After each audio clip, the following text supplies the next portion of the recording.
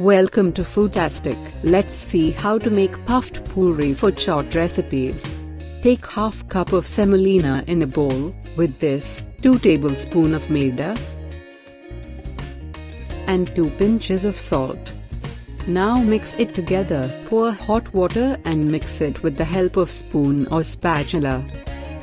Once the heat came down, knead it with your hands. Make it as soft dough and keep it idle for 20 minutes. Take a small portion of the dough and roll it thinly.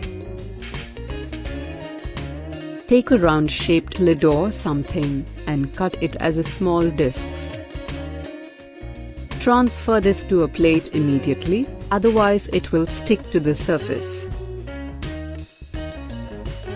Keep it for 5 minutes. Now heat the oil.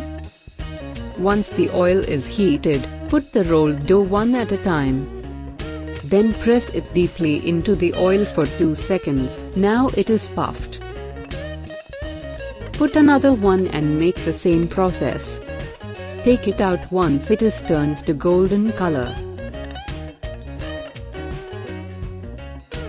See how crispy it is. Please try this at your home. Subscribe our channel for more updates. Thanks for watching.